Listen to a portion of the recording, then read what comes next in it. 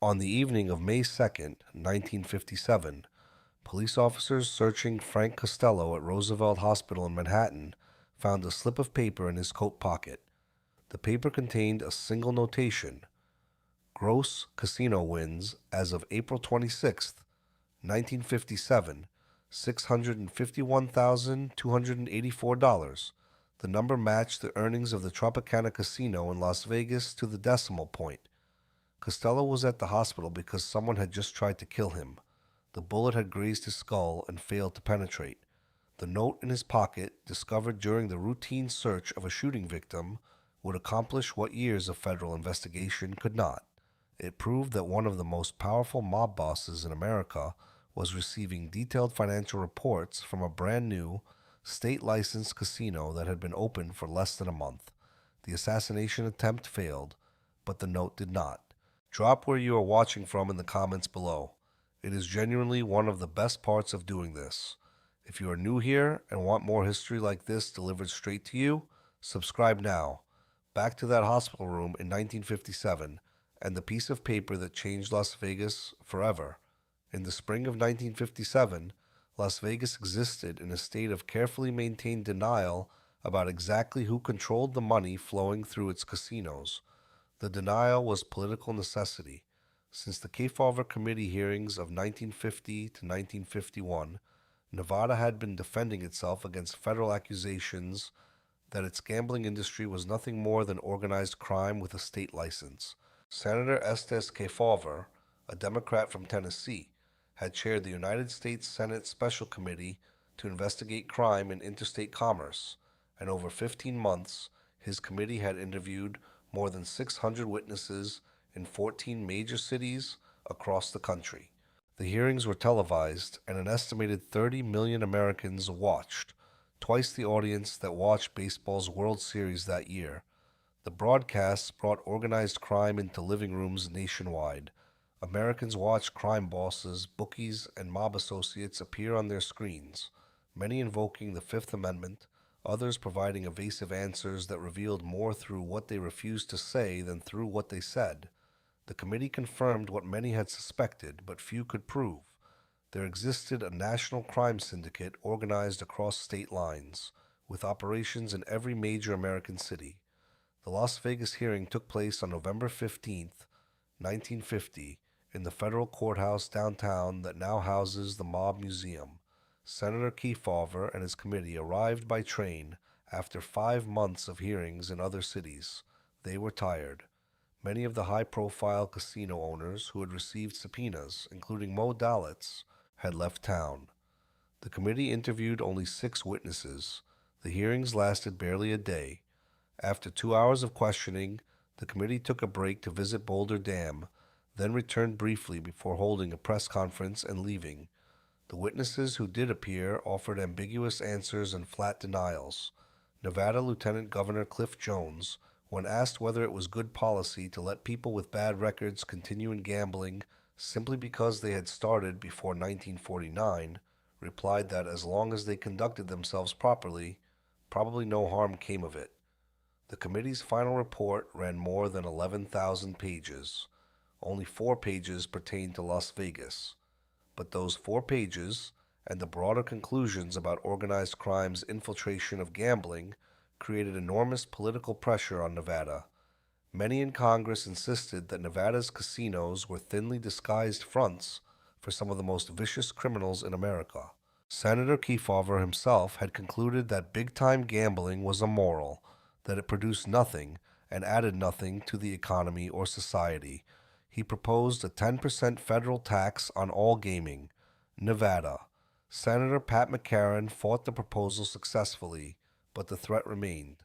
Nevada officials responded by insisting they had cleaned house. In 1955, the state established the Nevada Gaming Control Board, carved from the Tax Commission, with investigators and enforcement agents tasked with keeping organized crime out of the casino industry. State officials argued that while Nevada might have had an open-door policy in the past, those days were over. The licensing process was strict. The oversight was real. The mob no longer controlled Las Vegas. Into this political climate walked Frank Costello, born Francesco Castiglia on January 26, 1891, in Calabria, Italy. He had arrived in the United States in 1895 with his mother and brother, joining their father in East Harlem.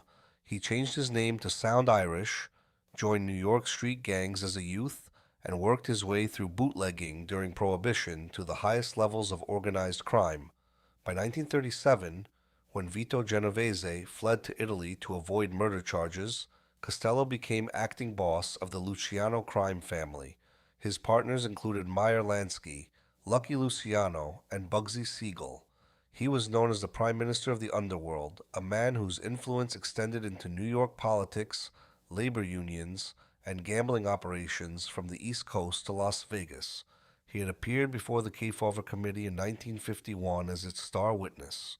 He refused to allow his face to be filmed during his televised testimony, a condition the committee accepted, and when he eventually walked out of the hearings, he was convicted of contempt of the Senate and served 14 months in prison.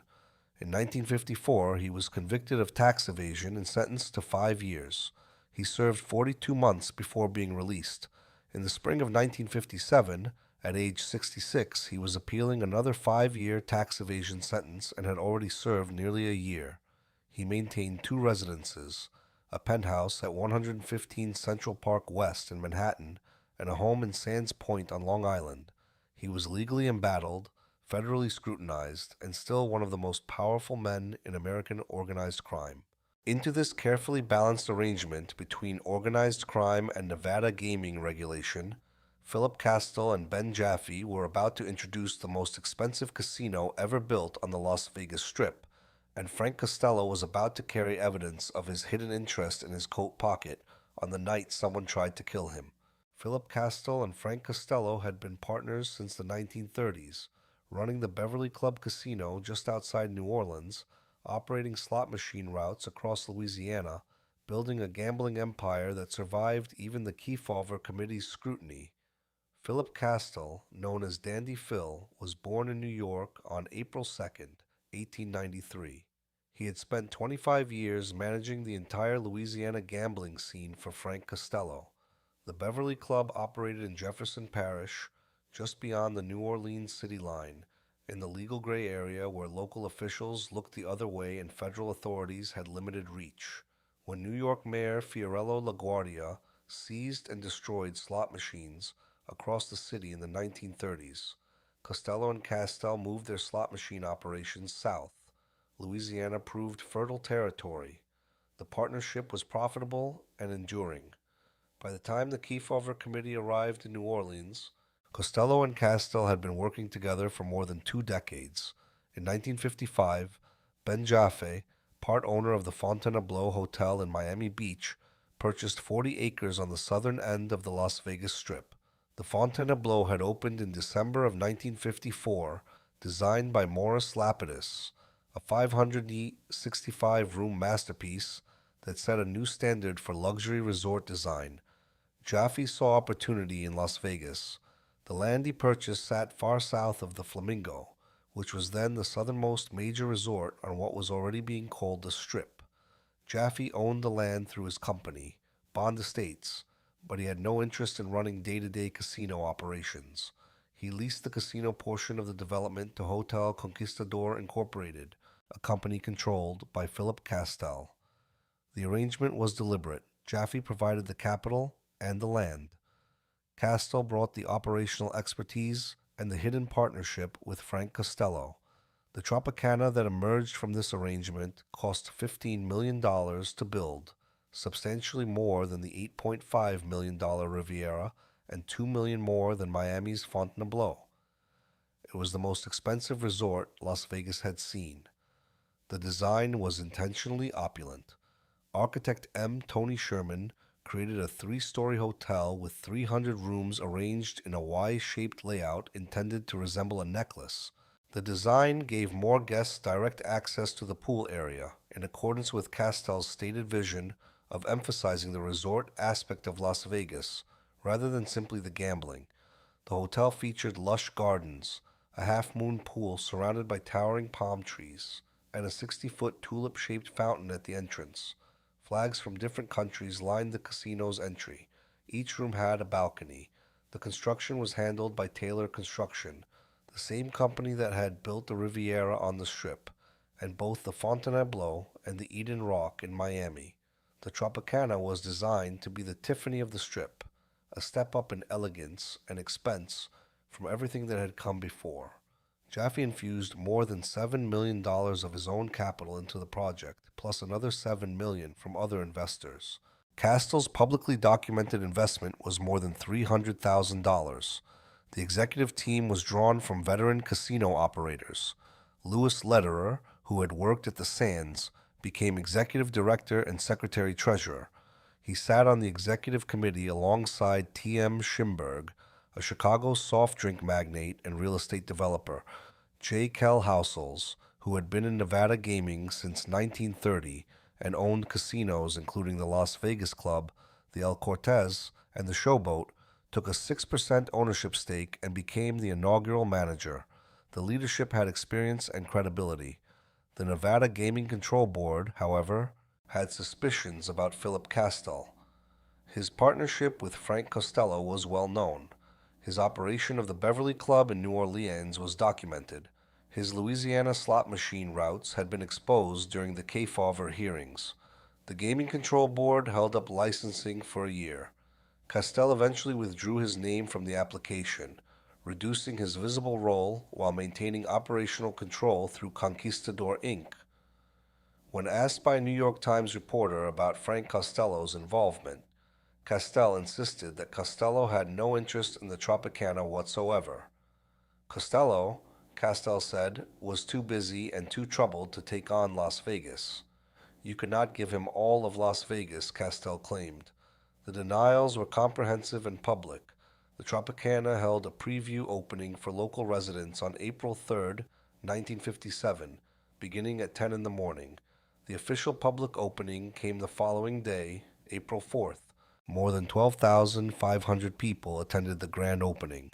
The casino was the 12th resort to open on the Strip, and it was immediately hailed as something different, something grander. Kastel had told reporters he had seen a lot in his time, knew all types of people from the underworld to the upper world, and recognized a need for a first-class establishment. He said he liked to give value. The rhetoric matched the property. Everything visible suggested legitimate Miami Capitol building, a spectacular resort in the Nevada desert. What was not visible was that the same partnership that had run gambling operations for Frank Costello in New Orleans for a quarter century now controlled the casino operations at the most expensive resort ever built in Las Vegas.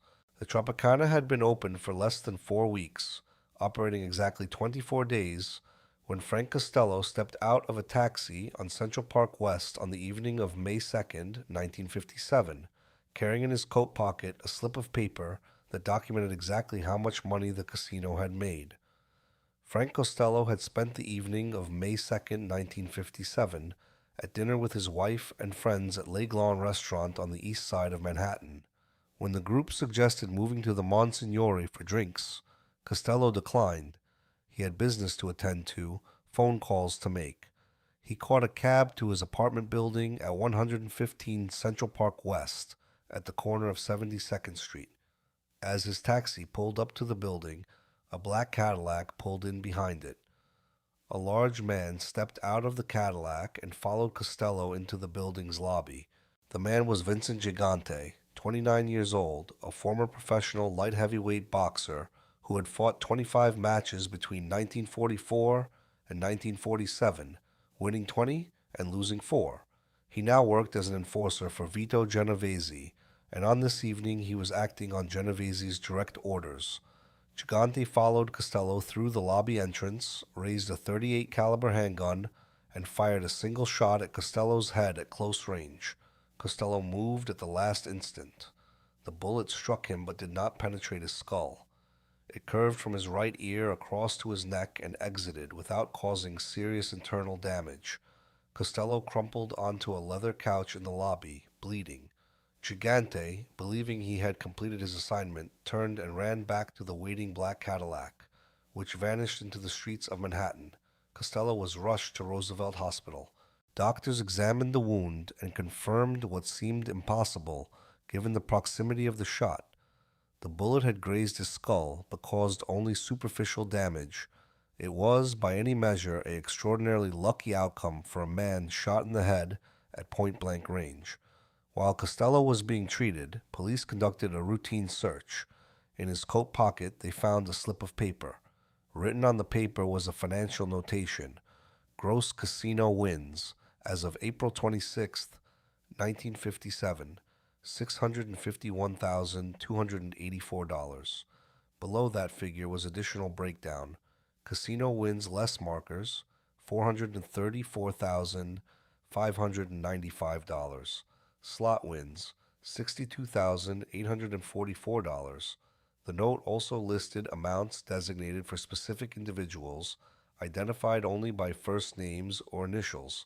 Payments to Mike, Jake, L, and H. After receiving treatment, Costello was taken to the West 54th Street police station for questioning. His story never varied. He had not seen the man who shot him. He had not heard a shot. When pressed about who might want him dead, he told investigators he did not have an enemy in the world. The doorman at his building, Norval Keith, provided a more helpful description: stocky build, approximately 6 feet tall. The description, combined with other evidence, led police directly to Vincent Gigante. Gigante was arrested and charged with attempted murder, but it was the note, not the shooting, that would have the most lasting consequences. Police and prosecutors began the process of determining what those numbers meant and where they came from. The figures on the note matched the Tropicana casino's gross wins for its first 24 days of operation to the decimal point, exactly $651,284. The Tropicana had opened on April 3rd and 4th, 1957. The note was dated April 26th or 27th, depending on which source is consulted.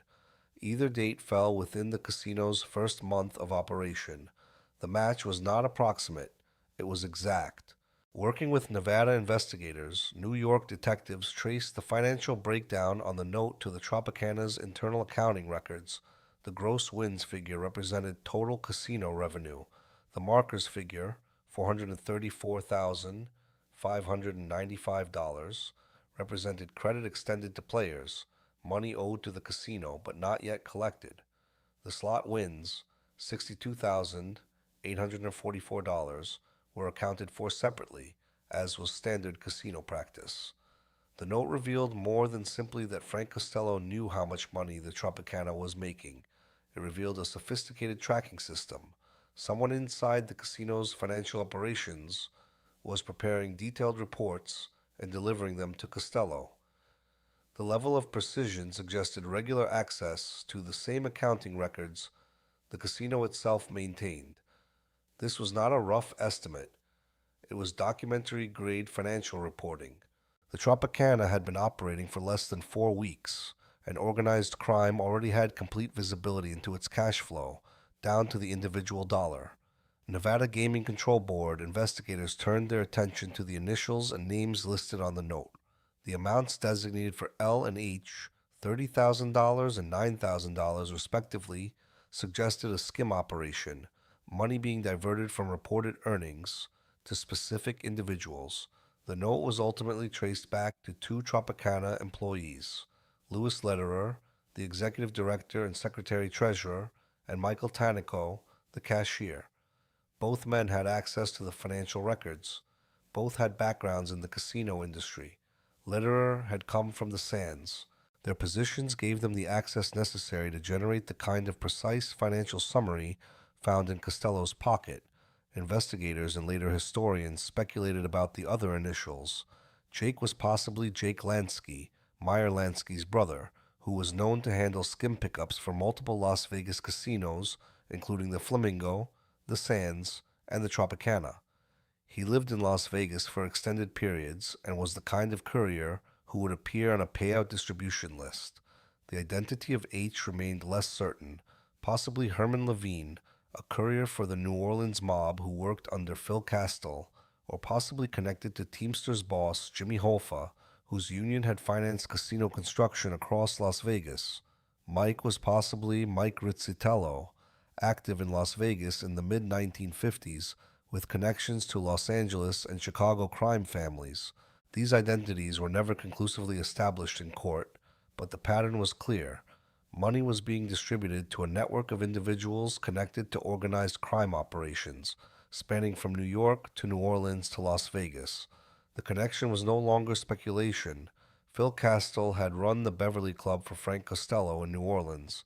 Kastel controlled the Tropicana's casino operations through Hotel Conquistador Incorporated. And now, Frank Costello was found in possession of a note documenting the Tropicana's earnings within weeks of its opening, with the notations indicating money being skimmed for distribution to associates. The piece of paper that survived because a bullet grazed instead of killed had accomplished what years of Gaming Control Board oversight had failed to prevent. It proved that hidden mob ownership and skim operations could be established at a brand new, state licensed casino before the ink on the license was dry. The connection between Frank Costello and the Tropicana was no longer a matter of suspicious associations between old partners. It was documented in his own handwriting or that of someone providing him detailed financial reports, found in his pocket hours after a bullet grazed his skull. Frank Costello was questioned at the West 54th Street police station for hours after he was released from Roosevelt Hospital, and his story never changed. He had not seen the man who shot him and had not heard a shot. The consistency of his refusal was deliberate. Costello knew exactly who had shot him. Vincent Gigante was not a stranger.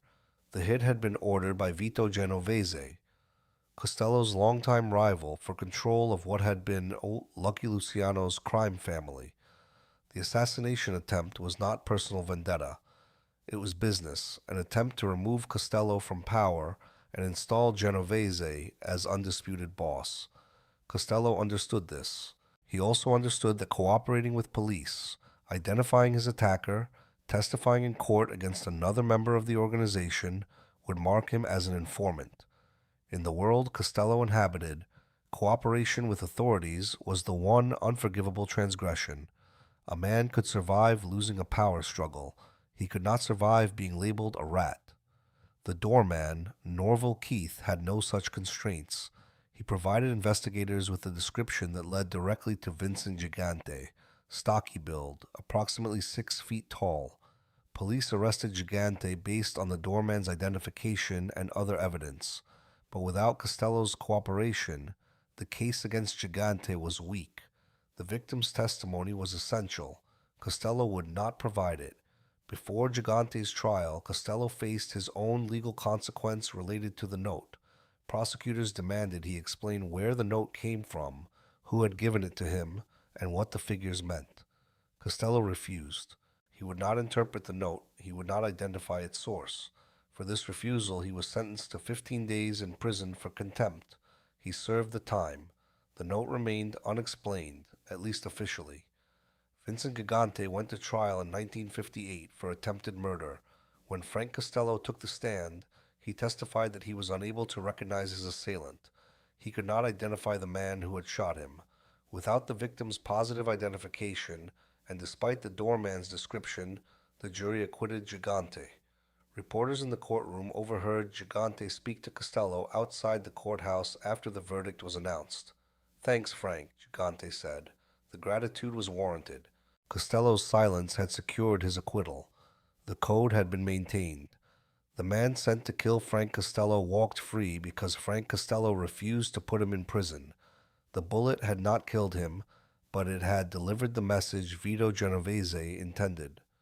Frank Costello announced his retirement shortly after the trial, clearing the way for Genovese to take formal control of what would now be called the Genovese crime family.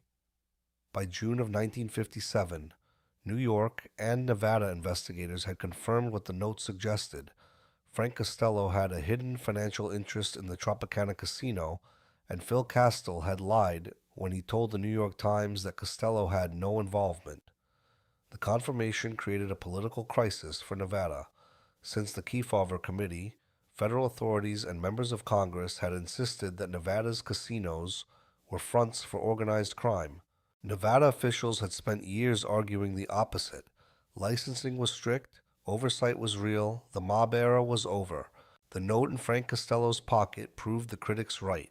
a brand new casino, the most expensive ever built in Las Vegas, licensed by the state, operating under Gaming Control Board oversight, was reporting its earnings to one of the most notorious mob bosses in America within weeks of opening its doors. The political stakes were enormous. If Nevada could not keep organized crime out of a $15 million showcase property that had just opened, what did that say about the entire regulatory system? Senator Kefauver's proposed 10% federal tax on all gaming, which had been defeated largely through Senator Pat McCarran's efforts, could be revived. Federal intervention could follow. The legitimacy of Nevada gaming hung on how the state responded to this exposure. Tropicana President T.M. Schimberg issued a public statement categorically denying any link between the hotel and Frank Costello. The statement was contradicted by the note itself and by Kastel's well-documented 25-year partnership with Costello, but it established the official position. The Tropicana management had been unaware of any hidden interests. The Nevada Gaming Control Board conducted its investigation and arrived at a conclusion that allowed the casino to survive while appearing to address the problem. The board traced the note to two employees, Louis Lederer, the executive director, and Michael Tanico, the cashier. Both were labeled rogue employees, individuals who had acted without the knowledge or approval of management. Both were removed from the property. Their departures, the Gaming Control Board announced, had eliminated the problem. The Nevada Tax Commission ordered the Tropicana to sever all ties with Phil Kastel immediately. Kastel's publicly documented investment of more than $300,000 was to be repaid, and his involvement in casino operations was to end. The Gaming Control Board refused to license Kastel, citing his organized crime associations. Within months, Kastel was out. The man who had conceived the Tropicana, supervised its construction, and brought his vision of a resort-focused casino to Las Vegas was forced to walk away from the property. To restore the Tropicana's reputation, Ben Jaffe persuaded J. Kell Housels to take a more active management role. Housels had been a 6% owner and the casino's manager since opening, but his involvement had not prevented the Lederer-Tanico skim operation. Housels had been in Nevada gaming since 1930. He owned the Las Vegas club, the El Cortez, and the Showboat. His reputation was solid, his public philanthropy was well known. Gaming regulators and the public viewed him as a straight operator. His increased involvement signaled that the Tropicana was under new, legitimate control. The question of how Housels, as casino manager, could have been unaware that his executive director and cashier were skimming for Frank Costello was never publicly pressed. Either he had known, which would indict his integrity, or he had not known, which would indict his competence. Neither conclusion was politically useful, so the question was not pursued. Housel sold his interest in the Tropicana later in 1957 and left the company. The casino experienced financial reversals in 1958, severe enough that it temporarily closed. Housels returned, and by 1959 he had bought out Jaffe's interest and become the majority owner. Under his control, the Tropicana stabilized and began the successful run that would last more than a decade. The Gaming Control Board's response had been surgical. Remove the individuals directly connected to Costello. Force out Kastel. Install a respected operator. Declare the problem solved. The narrative became two rogue employees, now gone, had hidden ties that management was unaware of. The larger system had worked. The alternative narrative that a brand new state-licensed casino could be penetrated by organized crime within days of opening, despite Gaming Control Board oversight, was too damaging to acknowledge. The Tropicana survived. Housels ran it successfully for more than a decade, but the note had proven what Nevada officials had spent years denying. Even with strict licensing, even with a 2-year-old Gaming Control Board, organized crime could still establish hidden control of a major casino within weeks of its opening. Frank Costello announced his retirement shortly after Vincent Gigante walked free from the attempted murder charges, a decision likely hastened by the execution of his friend Albert Anastasia in the barbershop of the Park Sheraton Hotel on October the 25th, 1957. Anastasia, boss of what would become the Gambino crime family, was shot while sitting in a barber's chair at 56th Street and 7th Avenue in Manhattan. The murder, like the attempt on Costello's life, was part of the power realignment that Vito Genovese was orchestrating. The message was clear: the old leadership was being removed, and those who resisted would be killed. Costello, who had survived his own assassination attempt only months earlier, read the situation correctly. Retirement was the path to survival. He retreated to his home in Sands Point on Long Island on Barker's Point Road, an affluent village on the North Shore offering privacy and distance from the life he was leaving. He maintained his penthouse at 115 Central Park West, but his days were now spent cultivating flowers, particularly roses. He displayed his roses at local horticultural shows. The contrast between the man who had controlled New York's most powerful crime family and the man tending gardens on Long Island could not have been starker, yet Costello navigated retirement with the same discipline he had brought to everything else. His retirement from active leadership was genuine in the operational sense. He no longer ran day-to-day activities. He no longer sat at the head of organizational meetings, but his influence never entirely disappeared. Carlo Gambino, who took control of the Gambino family after Anastasia's death, still visited Costello. Tommy Lucchese, boss of the Lucchese family, sought his counsel. The meetings often took place at Costello's penthouse at the Waldorf Astoria, where he maintained an apartment. Meyer Lansky, his partner since the Prohibition era, remained in contact throughout Costello's retirement. Even in withdrawal from power, Costello's experience and judgment carried weight. Men who had come up under his leadership, who understood how he had built and maintained the organizational structures they now operated within, recognized that the man cultivating roses at Sands Point still understood the world they inhabited better than most who remained active in it. He continued to profit from gambling operations nationwide. His hidden interests in various enterprises persisted even as his public role receded. On February 20th, 1961, the United States Supreme Court upheld a lower court order stripping Costello of his citizenship. 3 years later, on February 17th, 1964, the same court set aside a deportation order on a legal technicality. The government's decades-long effort to remove him from the country ultimately failed. Costello remained in the United States, living between his Central Park West penthouse and his Long Island estate, a visible presence who no longer exercised direct control. On February 18th, 1973, Frank Costello suffered a heart attack at his home at 115 Central Park West. He was rushed to Doctors Hospital in Manhattan, where he died that morning. He was 82 years old. His wife, Bobby, to whom he had been married for decades, was with him. He had achieved what almost no other man at his level of organized crime achieved. He died of natural causes, in his own bed, outside of prison, having retired from power on his own terms. The list of mob bosses who lived to old age and died free is vanishingly small. Frank Costello was on it. Frank Costello died in his own bed at age 82, having survived an assassination attempt, avoided prison for most of his career, and retired from a position of power that most men in his world never lived long enough to leave voluntarily. Vito Genovese and Vincent Gigante were convicted together in 1959 of heroin trafficking, sentenced to federal prison before either could fully capitalize on the power shift the assassination attempt had created. The case against them was built on witness testimony and surveillance that federal narcotics agents had been assembling for years. Genovese received 15 years. Gigante received 7.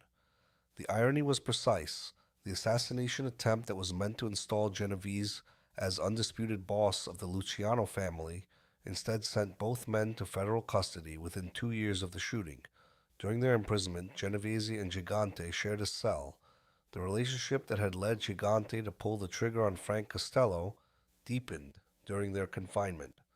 Genovese, who had given Gigante his start in the organization and who had ordered him to kill one of the most powerful men in organized crime, now spent his days in the same confined space.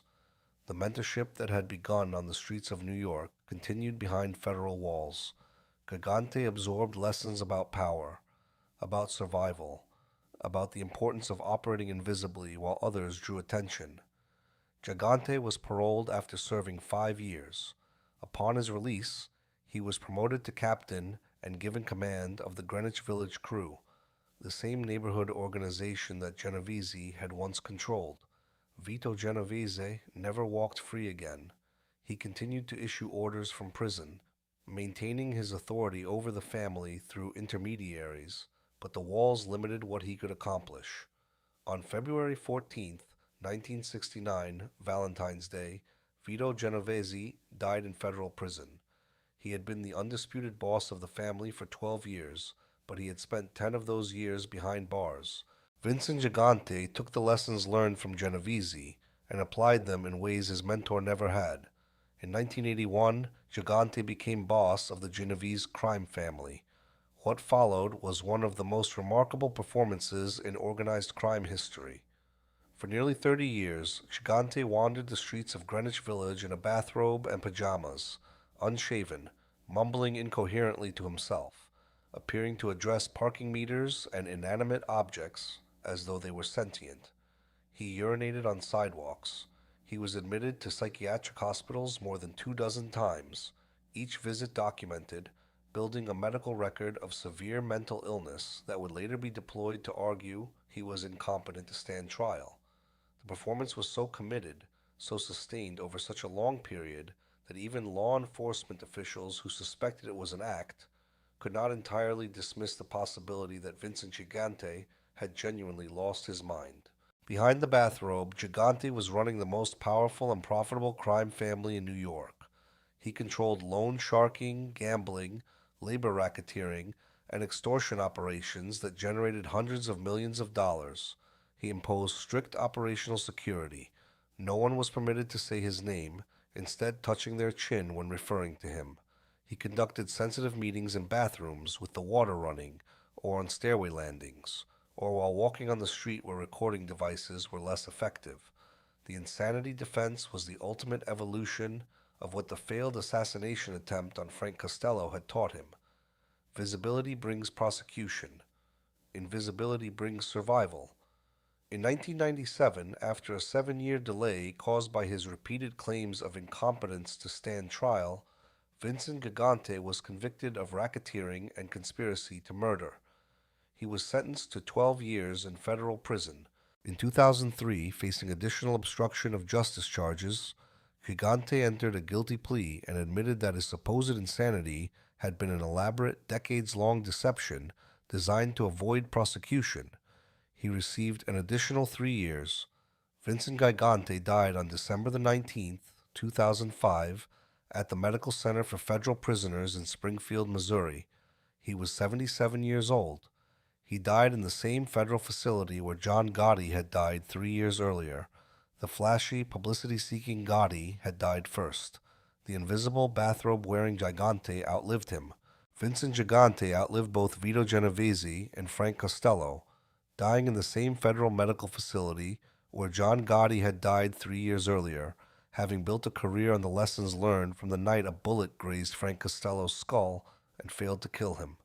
The note found in Frank Costello's pocket gave federal investigators something the Kefauver committee hearings had lacked: documentary proof that a major new casino, state-licensed and supposedly clean, was reporting its earnings directly to one of the most powerful mob bosses in America. Testimony from witnesses could be recanted. Witnesses could be intimidated, could refuse to cooperate, could invoke the Fifth Amendment, could claim memory failure. A piece of paper with figures that matched casino records to the decimal point could not be explained away. The note was physical evidence of what organized crime's infiltration of Las Vegas actually looked like in practice. Not vague associations or suspicious partnerships, but a financial document in the coat pocket of a man who had just survived an assassination attempt. Federal investigations into Las Vegas casinos intensified after the note's discovery. The FBI expanded its Las Vegas office operations and increased surveillance of casino owners and operators who had known mob connections. The pattern the note established was clear. State licensing procedures, however rigorous on paper, could not prevent hidden ownership and skim operations from being established at new casinos. If it could happen at the Tropicana within weeks of opening, it could happen anywhere. The note validated every claim the Kefauver committee had made about Nevada gaming being infiltrated by organized crime, and it created sustained federal pressure that lasted for decades. Nevada Gaming Control Board authority was expanded in response. The state could no longer credibly argue that its existing oversight was sufficient. The board's investigative powers grew. Its scrutiny of casino ownership structures became more aggressive. The Black Book, officially called the List of Excluded Persons, was created to bar known mobsters from entering any Nevada casino.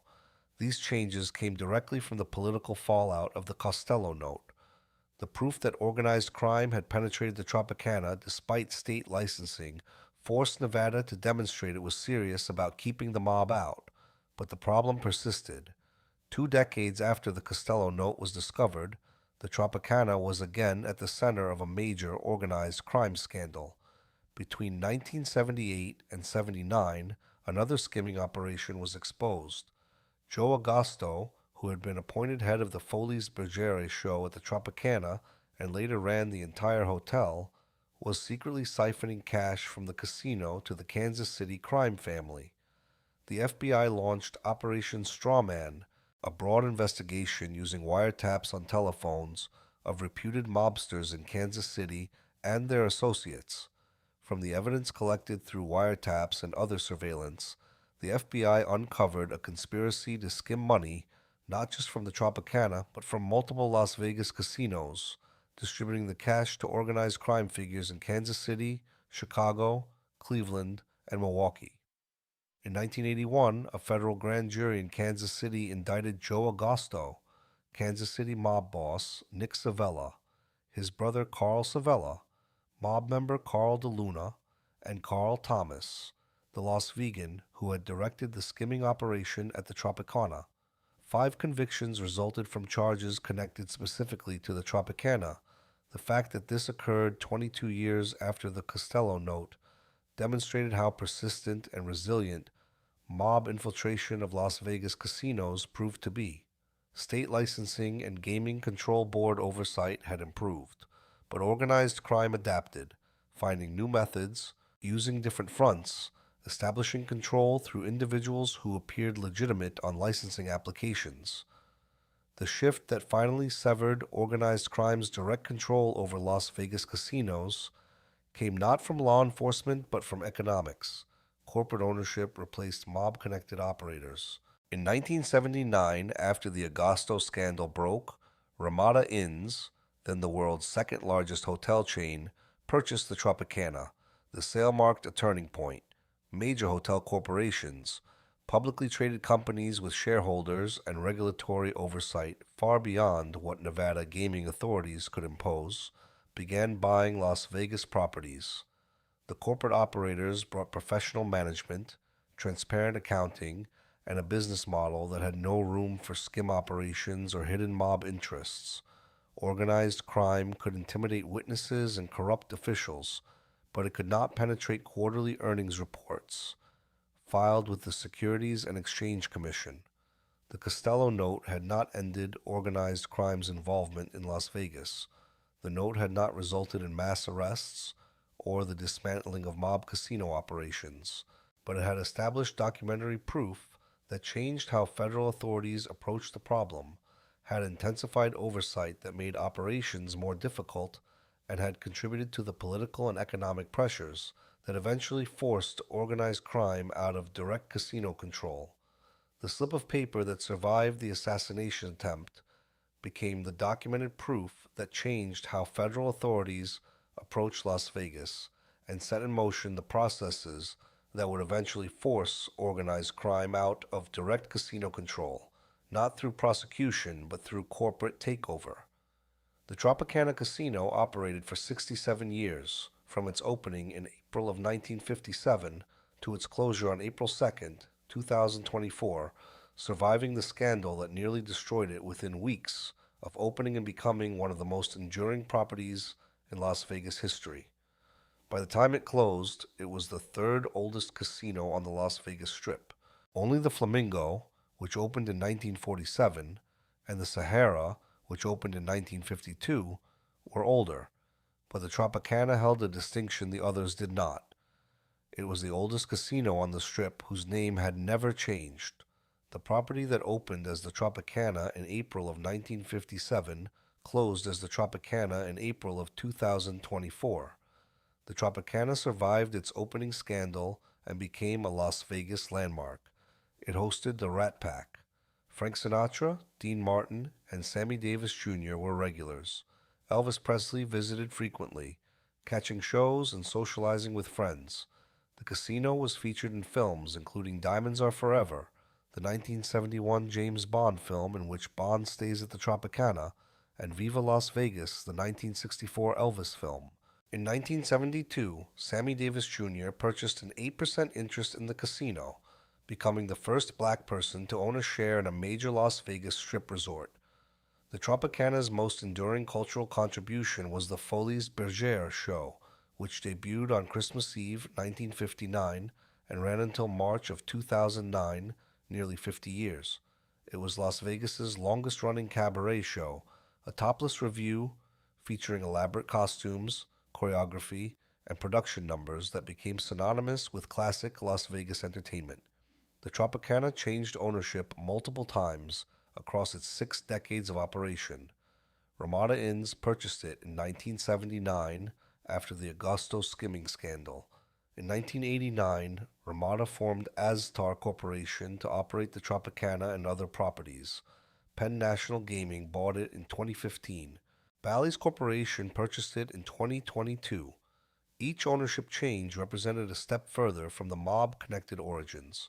By the time Bally's owned it, the Tropicana bore no resemblance to the casino that had reported its earnings to Frank Costello in 1957.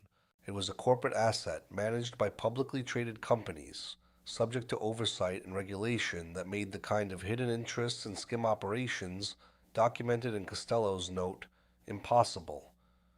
The Tropicana closed on April 2nd, 2024. The casino floor shut down at 3 in the morning. The rest of the property closed at noon. 700 workers were employed there at the time of closure, some of whom had worked at the Tropicana for decades. The original hotel wings from 1957, the oldest resort rooms still operating on the Las Vegas Strip, had been closed without fanfare in November of 2023. The Tropicana's demolition came in October of 2024, making way for a $1.5 billion baseball stadium for the Oakland Athletics, who were relocating to Las Vegas. The decision to close and demolish the Tropicana was economic, not sentimental. Bally's chairman Soo Kim stated that the property was iconic but economically obsolete. Hotels built in the 1950s, he noted, were not designed for the 2020s. The Tropicana's closure marked the end of an era not because of its mob history, but because Las Vegas had evolved into something the men who built the original Tropicana would not have recognized. A city where professional sports franchises, not gambling, drove development decisions.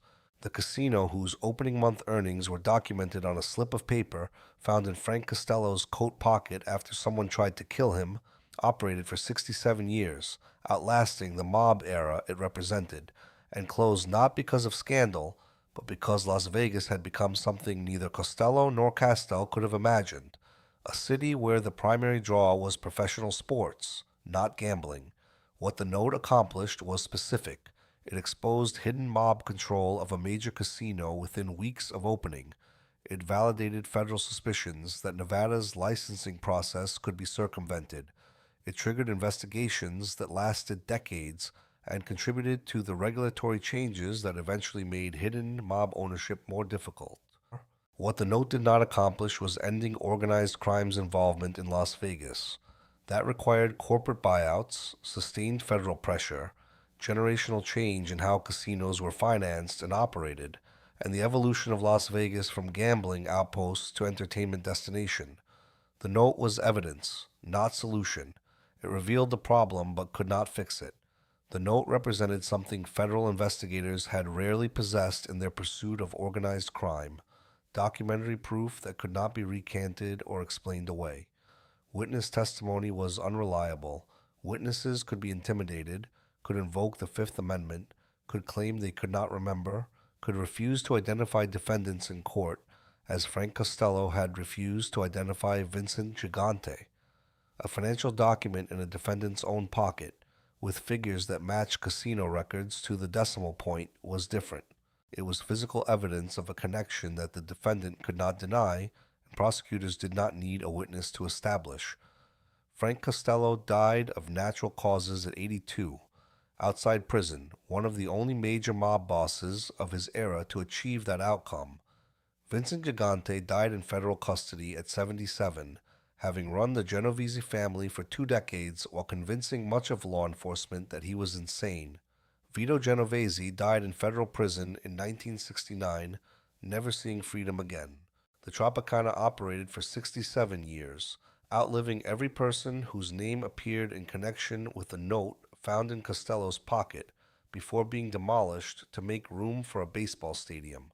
The note itself survived them all, preserved in federal evidence files as a historical document, proof of how organized crime infiltrated Las Vegas and how one slip of paper, discovered by accident, exposed what years of investigation could not. The slip of paper found in Frank Costello's coat pocket on May 2nd, 1957, revealed more than one casino's hidden ownership. It revealed the gap between Nevada's claims about clean gaming and the reality of mob infiltration. It demonstrated that organized crime did not need formal ownership on licensing applications to control casino operations. It proved that skim operations could be established within weeks of a casino opening.